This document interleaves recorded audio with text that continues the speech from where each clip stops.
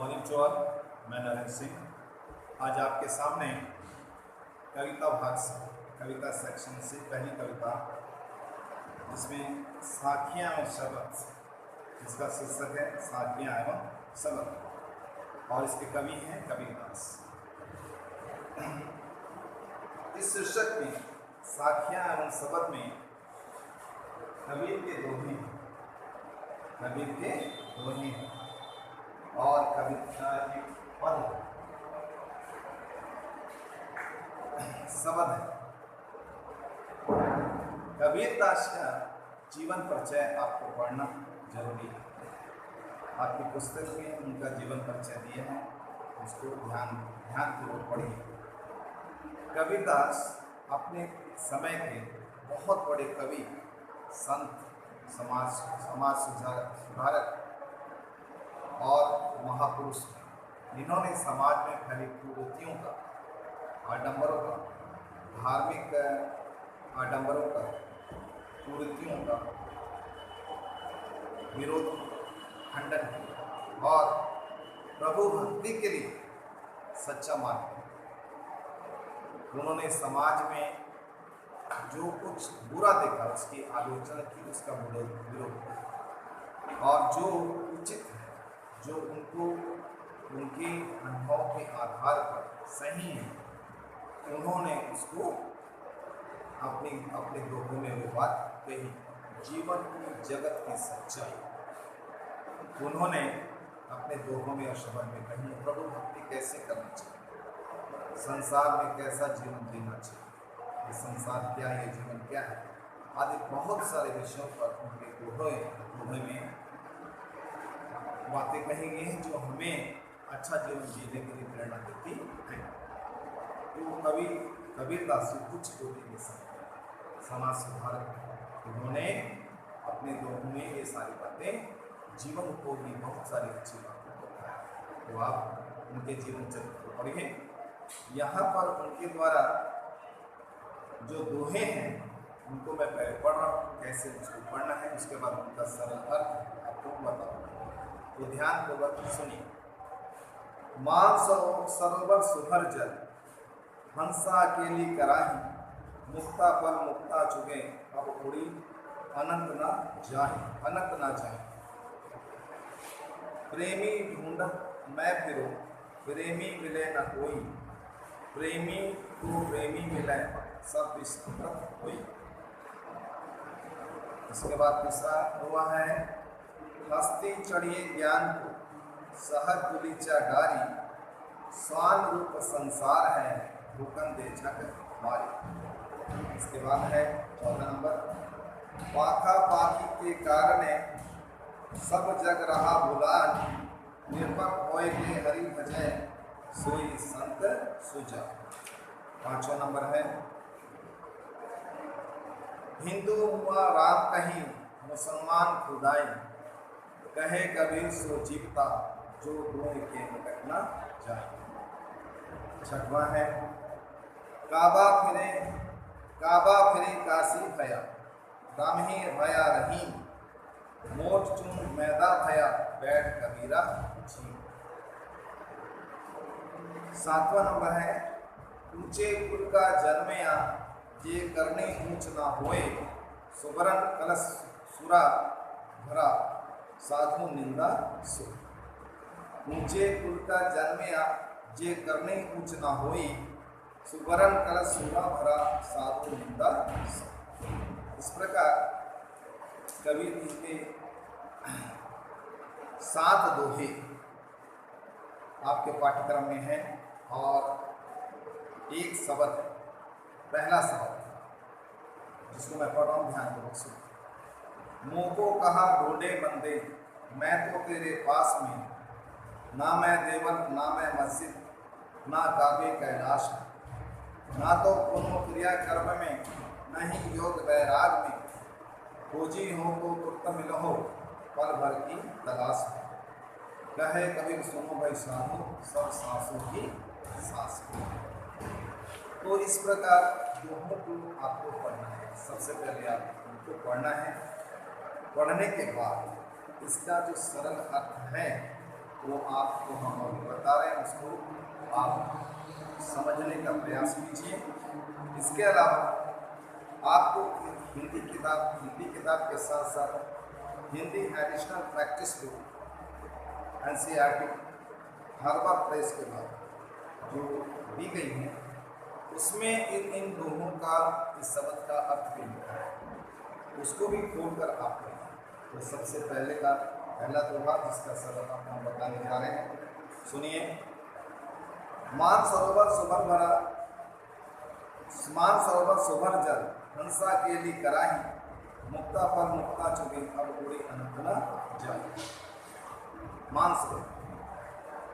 मानसरोवर हिमालय पर्वत पर स्थित एक पवित्र सरोवर है।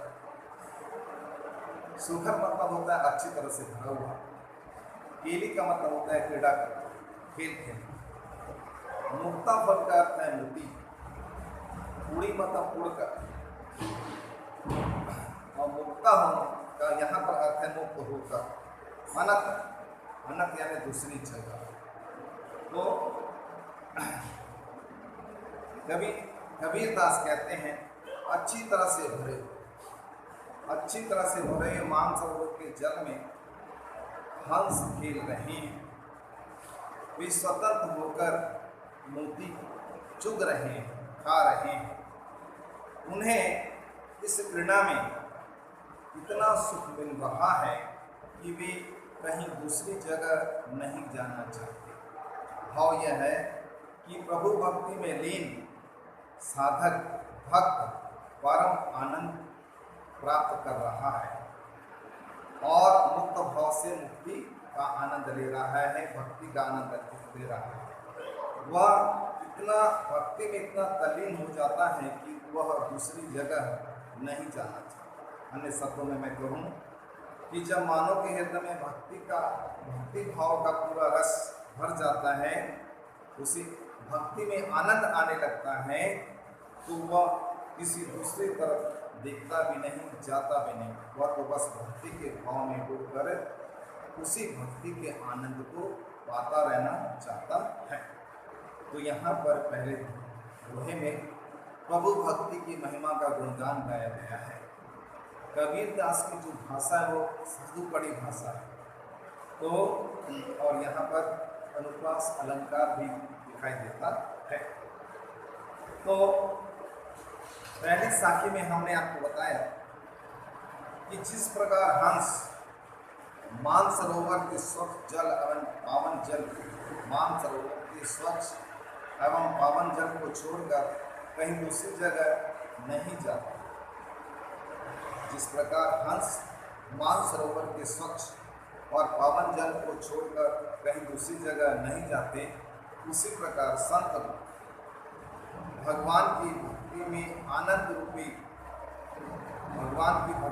आनंद रूपी सरोवर को छोड़कर वो कहीं दूसरी जगह नहीं जाना चाहती। दूसरा दोहे का अर्थ मैं बता रहा हूँ, ध्यान पूर्वक सुनिए। प्रेमी ढूंढत मैं फिरूं, प्रेमी मिले न कोई, प्रेमी को प्रेमी मिले सब विष अमृत कोई। प्रेमी का मतलब यहाँ पर है ईश्वर का भक्त, ईश्वर का भक्त। ढूंढत का मतलब होता है खोजना। तो यहाँ पर भगवान के सच्चे प्रेमी का महत्व बताया गया। कबीरदास कहते हैं, जब मैं एक प्रभु भक्त को खोज रहा था, जब मैं एक सच्चे प्रभु भक्त को खोज रहा था या उसे खोजने के लिए निकला, तो मुझे कोई भी सच्चा प्रभु भक्त नहीं मिला। जब मुझे सच्चा प्रभु भक्त मिला, तो मेरे अंदर की सभी वासनाएं, मेरे अंदर की कुविचार कुटिलताएं सबका विनाश हो। प्रभु भक्त के मिलने से, प्रभु प्रेमी के मिलने से मेरे अंदर की जो विषय वासनाएं, विकार जो थे, वो सारे दूर हो गए, उनका नाश हो गया और उसकी जगह पुण्य भाव, पवित्र भाव मेरे मन में जन्म ले। अन्य शब्दों में मैं कहूँ कि जब किसी प्रभु प्रेमी को अपने जैसा प्रभु प्रेमी मिल जाता है तो उन दोनों की प्रभु भक्ति इतनी परपरक हो जाती है कि संसार और उसका प्रभाव फिर उन पर नहीं रहता है। तो यहाँ पर प्रभु भक्त का महत्व बताया गया है कि प्रभु भक्त के मिल जाने से हमारे जीवन में कितना बड़ा परिवर्तन आ जाता है। अतः सच्चे प्रभु भक्ति की खोज में रहना चाहिए, उसकी संगति करनी चाहिए। तो एक भक्त दूसरे भक्त से मिलकर आनंदित होने का वर्णन यहाँ पर है। कबीर कहते हैं जब दो भक्तों का मिलन होता है तो संसार में जीवन में आनंद, संसार और जीवन आनंदमय हो जाता है, अमृतमय हो जाता है। अब तीसरा दोहा और उसका अर्थ हम बता रहे हैं, ध्यानपूर्वक सुनिए। हस्ती चढ़िए ज्ञान सहज दुलिचा डारी, स्वान रूप संसार है भूकन दिलचक मारी। हस्ती मतलब होते हैं हाथी और भूकन मतलब भौंकना, स्वान मतलब यहाँ पर। कबीर दास कहते हैं कि तुम ज्ञान रूपी हाथी पर सहज समाधि रूपी आसन डालकर चलते हो। कबीर दास कहते हैं कि तुम ज्ञान रूपी हाथी सहज समाधि रूपी आसन डालकर चलते हो। हाथी पर बैठने के लिए हम छोटा सा आसन उसकी पीठ में लगाते हैं, उसके बाद हम बैठते हैं। तो यहाँ पर ज्ञान की तुलना हाथी से की है, ज्ञान को हाथी के समान बताया। तो कबीर दास कहते हैं ज्ञान रूपी हाथी पर सहज समाधि रूपी आसन डालकर चलते हो। यह संसार तो एक कुत्ते के समान है। जैसे हाथी को चलता हुआ देखकर कुत्ता भौंकता है, अनायास से कुत्ता भौंकता है, उसी प्रकार संसार के जो लोग हैं वो कुत्ते के समान हैं, जो हाथी पर व्यक्ति भोगते रहते हैं। प्रभु भक्ति में डूबे हुए सच्चे भक्तों की भक्ति को देखकर लोग उसकी आलोचना करते हैं, उसकी निंदा करते हैं। तो सच्चे भक्त को लोगों की निंदा पर ध्यान नहीं देना। जैसे हाथी कुत्ते की भौंकने की क्रिया से बेपरवाह होकर आगे आगे बढ़ता रहता है, उसी प्रकार सच्चे भक्त को संसार के निंदक जो हैं, जो उसकी भक्ति को देखकर, उसके काम को देखकर उसकी आलोचना कर रहे हैं, उस पर ध्यान ना देकर आगे बढ़ते रहना चाहिए। संसार के लोग अज्ञानी हैं, कुत्ते के समान हैं, ये व्यर्थ की बातें हमेशा करते रहते हैं, इसलिए उनकी परवाह और भक्ति के मार्ग पर आगे बढ़ते हैं। संसार में जो लोग संसार में प्रभु की भक्ति करते हैं, अज्ञानी और सांसारिक लोग, अल्प बुद्धि वाले लोग, ऐसे भक्तों को देखकर, उनकी भक्ति को देखकर उनकी आलोचना करते हैं, तरह तरह की बातें करते हैं, उन पर हंसते हैं, व्यंग करते हैं। तो सच्ची भक्ति करने वालों को ऐसे लोगों की परवाह नहीं करनी चाहिए और अपने सच्ची भक्ति के मार्ग पर अग्रसर होते रहना चाहिए। तो यहाँ पर प्रभु भक्ति में संसार बाधक है, अतः भक्त को, सच्चे भक्त को संसार की परवाह नहीं करनी चाहिए और अपनी भक्ति के मार्ग पर आगे बढ़ते रहना चाहिए। इस बात को कबीर दास ने उदाहरण, हाथी के उदाहरण से बताया। इसका स्पष्ट करते हुए मैं आपको बता रहा हूँ, ध्यान से सुनिए।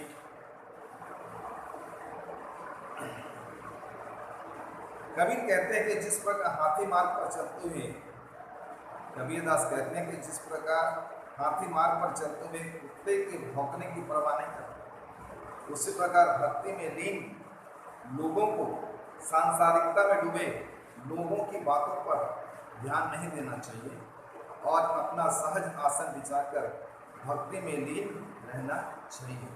संसार की परवाह नहीं करनी चाहिए। नेक्स्ट दोहा है, उसको उसको बता रहे हैं, ध्यान से सुनिए।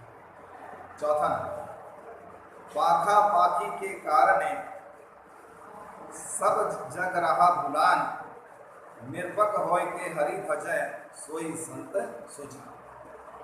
पाखा पाखी यानी पक्ष विपक्ष। देखो संसार में हर काम के पक्ष में और विपक्ष में विचार होते हैं। कुछ लोग उसके पक्ष में बोलते हैं हर काम के, और कुछ लोग उस काम के विपक्ष में। संसार में जो भी काम हो रहा है, संसार में जो भी गतिविधियां हो रही हैं, उसके पक्ष में कुछ लोग उसके पक्ष में अपने विचार व्यक्त करते हैं, कुछ लोग उसके विपक्ष में अपने विचार करते हैं, यानी विचारों का भेदभाव चलता है। कारणे का मतलब होता है कारण, जग यानी संसार दुनिया।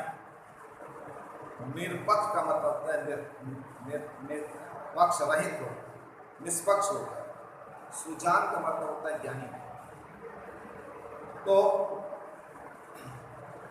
वस्तु दोहे में कबीरदास ने संसार के पक्ष विपक्ष के भाव को, पक्ष विपक्ष की लड़ाई झगड़े को, तेरा मेरा के भेदभाव को छोड़कर भक्ति के मार्ग पर चलते रहने, भक्ति का जो उचित मार्ग है उस पर चलते रहने का संदेश दिया है। कबीरदास कहते हैं, सारा संसार तर्क और वितर्क के चक्कर में पड़कर ईश्वर को भूल गया। संसार के पूरा संसार भक्ति के पक्ष और विपक्ष के चक्कर में पड़कर ईश्वर को भूल गया। जो पक्ष रहित होकर, निष्पक्ष होकर ईश्वर का भजन करते हैं, वे ही सच्चे भक्त हैं, सच्चे संत। प्रभु भक्ति के लिए भेदभाव, विचारों का भेद होता है। सच्ची भक्ति के लिए कोई भेदभाव नहीं। कबीरदास कहते हैं कि सच्ची भक्ति में पक्ष विपक्ष का कोई भेदभाव नहीं है। इसलिए जो सच्चे संत हैं, ईश्वर के सच्चे भक्त हैं, उन्हें निष्पक्ष होकर प्रभु भक्ति, ईश्वर का प्रभु भक्ति करना चाहिए, ईश्वर का भजन गायन करना चाहिए। तो इस प्रकार कबीरदास ने सच्चे संत, ज्ञानी पुरुष धर्म, संप्रदाय, जाति, वैर विरोध में न पड़कर, इन बातों में ना उलझकर भगवान की सच्ची भक्ति करने का संदेश दिया है। धर्म, संप्रदाय और भेदभाव नहीं करना चाहिए।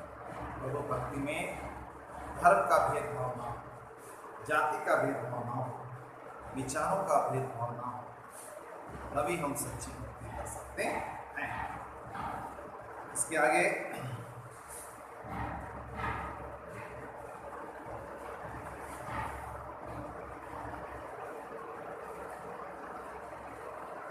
हिंदू मुआ राम कही, मुसलमान खुदाई, कहे कबीर सो जीव का जो मुंह के निकट ना जा। हिंदू मुआ का मतलब है मरना, खुदाई मतलब खुदा, जीवता का मतलब है जीवित रहता है, दोनों का मतलब है दोनों, निकट यानी पास। तो यहाँ कवि ने धार्मिक भेदभाव और संघर्ष का चित्रण किया है कि आज हमारे समाज में धर्म के नाम से किस प्रकार भेदभाव हो रहा है और किस प्रकार का संघर्ष हो रहा है।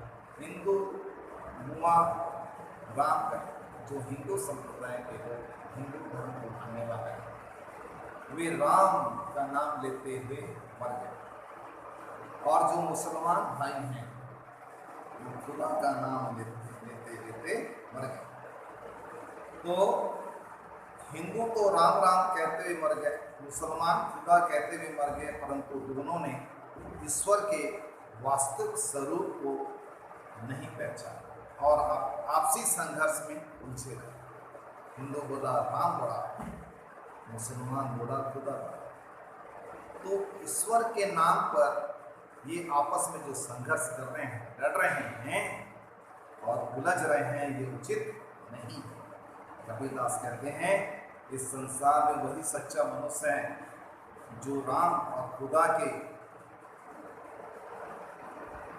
पास नहीं जाता, अर्थात वह भगवान को प्राप्त करता है जो आपसी संघर्षों और भेदभाव की भावना से ऊपर उठ चुका है। संसार में वही व्यक्ति, वही भक्त सच्चे ईश्वर को प्राप्त करता है जो राम और रहीम की लड़ाई में नहीं पड़ता, उससे ऊपर विचार रखता है। वही व्यक्ति संसार में ईश्वर को प्राप्त करता है। तो यहाँ पर कबीरदास ने हिंदू मुसलमान और राम रहीम के भेदभाव को नहीं माना। हिंदू मुसलमान और राम रहीम के भेदभाव को नहीं माना है और दोनों को समान समझते हैं। जो व्यक्ति राम और रहीम समान समझते हैं वही सच्चे भक्त का सच्चे मनुष्य हैं। आगे बढ़ते हैं। छठवां, कबीर फिर काशी भया, काबा फिर काशी भया, काबा फिर काशी भया, राही भया रहीम, मोर चून मैदा भया, बैठ कबीरा जी। काबा मुसलमानों का पवित्र स्थल, काशी हिंदुओं का पवित्र स्थल, मोर चून यानी मोटा चून, मोटा आटा, जीवना मतलब भोजन करना। तो यहाँ हिंदू और मुसलमान के भेदभाव को मिटाकर उनके बीच एकता स्थापित करने का प्रयास किया। कबीरदास कहते हैं मेरे लिए मुसलमानों का पवित्र स्थान काबा। कबीरदास कहते हैं मेरे लिए मुसलमानों का तीर्थ स्थान पवित्र स्थान काबा और हिंदुओं का पवित्र स्थान काशी दोनों समान। काबा काशी के समान हो गया। हिंदुओं ने राम का नाम रहीम के नाम की तरह पवित्र हो, मेरे लिए राम का नाम रहीम के नाम के समान पवित्र हो गया। मेरे लिए मोटा आटा मैदे के समान महीन हो गया है और मैं आराम से बैठकर उसे खा रहा हूँ। कहने का तात्पर्य ये है, कहने का अर्थ ये है कि मेरे मन से हिंदू और मुस्लिम भेदभाव समाप्त हो गया है। तो मुझे दोनों के बीच कोई अंतर मालूम नहीं हो रहा है, अर्थात मुझे ईश्वर के वास्तविक स्वरूप का ज्ञान हो गया है। अब मैं आराम से भगवान की भक्ति कर रहा हूँ। तो उपयुक्त दोहे में हमें धार्मिक एकता की शिक्षा कि हमें प्रत्येक धर्म का सम्मान करना चाहिए। काबा जो मुसलमानों का पवित्र स्थान है वो हमारे लिए सम्मानीय आदरणीय है, हम उसका आदर सम्मान करते हैं। हिंदुओं का जो पवित्र स्थान है काशी वो भी हमारे लिए सम्मानीय स्थान है। तो मोट चून का अर्थ है अन्य धर्मों की व्यर्थ बातें। यहाँ पर मोटा आटे का मतलब है अन्य धर्मों की व्यर्थ बातें। मैदा का अर्थ है अपने धर्म की मूल्यवान। जब मन में यह दुर्भावना दूर हो जाती है, हिंदू मुसलमानों का भेदभाव समाप्त हो जाता है, तो मानवता हमारे अंदर आ जाती है और हमको राम और रहीम एक जैसे लगने लगते हैं। तो इस दोहे में राम रहीम अर्थात सांप्रदायिकता को त्याग कर प्रभु भक्ति में मिलने वाले आनंद का वर्णन किया है। कबीर कहते हैं हिंदू मुसलमान राम रहीम के भेदभाव से जब मनुष्य ऊपर उठ जाता है। कबीरदास कहते हैं हिंदू और मुसलमान जब राम रहीम के भेदभाव से ऊपर उठ जाता है तो उसके लिए काबा और काशी का कोई अर्थ नहीं रहता है, वो दोनों उसके लिए समान हो जाते हैं। या तो मोटे आटे को पीस कर मैदा बदलने जैसा है जो सबके लिए होता है। कहने का मतलब कि हमारे लिए हिंदुओं का पवित्र स्थान काशी और मुसलमानों का पवित्र स्थान काबा दोनों समान सम्मान्य है, आदरणीय है। हम दोनों का सम्मान करते हैं। आगे दोहा देखिए, ऊंचे कुल का जन्मया जे करने ऊंच ना होए, सुमन कल सोना भरा साधु निंदा सोए। ऊंचे कुल का मतलब है अच्छे कुल। ऊंचे कुल हमारे समाज में ऊंचा, मध्यम और नीचा तीन श्रेणी मनुष्य की, तीन वर्ग बनते हैं। जो धनी लोग होते हैं, जाति से ब्राह्मण और आदि ऊंचे होते हैं, उनको ऊंचा। जो मिडिल मध्यम वर्ग के होते हैं, मिडिल क्लास के, और जो छोटे लोग होते हैं निम्न वर्ग का। तो कबीरदास कहते हैं, यदि कोई व्यक्ति ऊंचे कुल में पैदा हुआ है परंतु उसके कर्म ऊंचे नहीं, तो उसे ऊंचा व्यक्ति नहीं कहा जा सकता। क्योंकि व्यक्ति ऊंचे कुल में पैदा होने मात्र से ऊंचा नहीं। संसार में व्यक्ति अपने कर्मों से ऊंचा, अपने अच्छे व्यवहार से ऊंचा, अपने अच्छे आचरण से ऊंचा।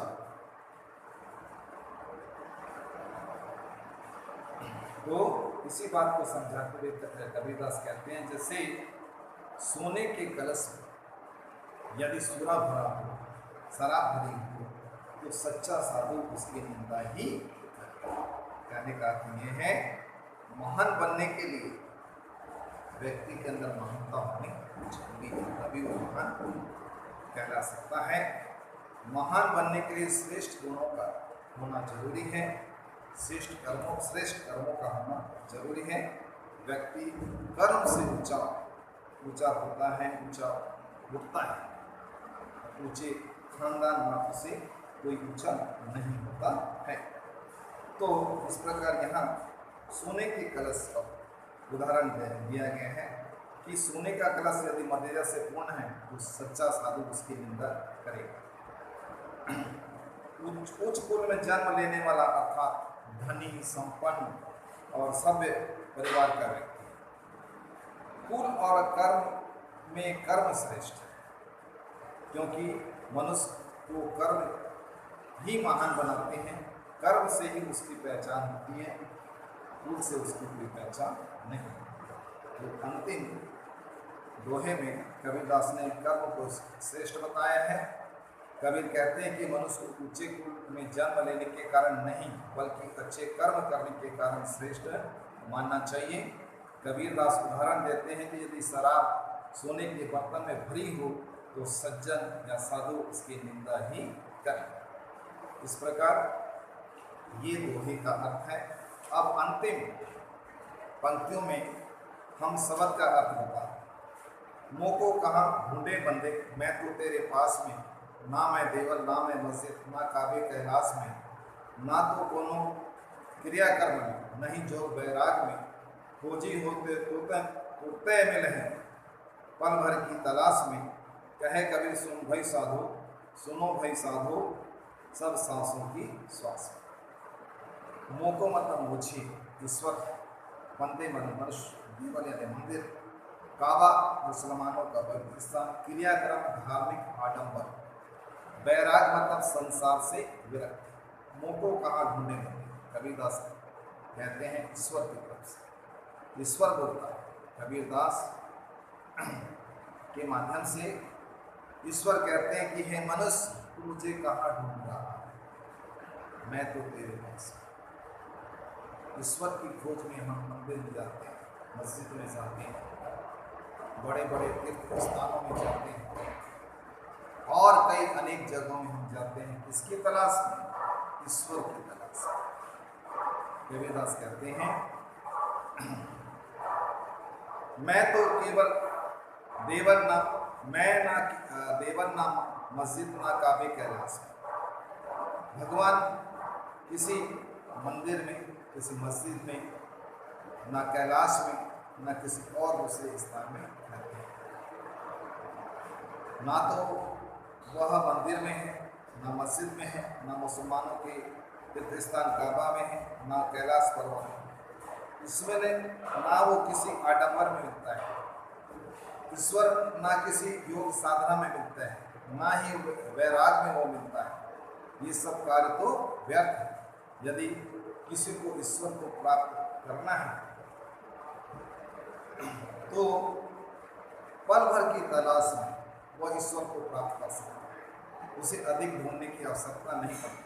कबीरदास कहते हैं, हे साधु, जिस प्रकार श्वास हमारे अंदर है और उसके होने से हम जीवित हैं, जिस प्रकार ईश्वर की सर्वत्र है, उसे बाहर खोजने की लिए स्थान स्थान जाने की आवश्यकता नहीं। ईश्वर तो हमारे मन के अंदर है। ईश्वर हमारे निकट है, हमारे पास है। अज्ञानता के कारण से, भूल के कारण से हम उसको पहचान नहीं पाते। ईश्वर के किसी मस्जिद में नहीं है, किसी मंदिर में नहीं है, काबे में नहीं है, कैलाश में नहीं है, किसी क्रिया कर्म में नहीं है, योग में नहीं है, वैराग में नहीं है। हे अज्ञानी मनुष्य, तू यदि मुझे खोजना चाहता है तो मैं पल भर की तलाश में तुझे प्राप्त हो जाऊंगा। कबीरदास कहते हैं, हे साधु संतों, हे संसार के लोगों, ईश्वर तो तुम्हारे श्वास के अंदर है, तुम्हारे अंदर है, तुम्हारी श्वासों में ईश्वर विराजमान है। उसे व्यर्थ में बाहर खोजने की कोई आवश्यकता नहीं। इस शब्द में मनुष्य को सच्ची भक्ति करने का संदेश दिया गया है। भक्ति का आडंबर ना करने से सीख देते हुए कबीरदास कहते हैं कि प्रभु का वास हर प्राणी के मन में होता है, अतः उसे मंदिर में, मस्जिद में ढूंढने और योग वैराग जैसी क्रियाओं के सहारे पाने का असफल प्रयास नहीं करना चाहिए। कबीर के अनुसार जो ईश्वर को सच्चे मन में खोजता है, अपने अंदर खोजता है, उसे पल भर में ही वो ईश्वर मिल जाता है, क्योंकि ईश्वर तो हर प्राणी की सांस में मौजूद है। उसे खोजना हो तो मन में खोजो, श्वासों में खोजो, अपने अंदर खोजो। ईश्वर तो हमारे अंदर ही रहता है। बहुत बहुत धन्यवाद।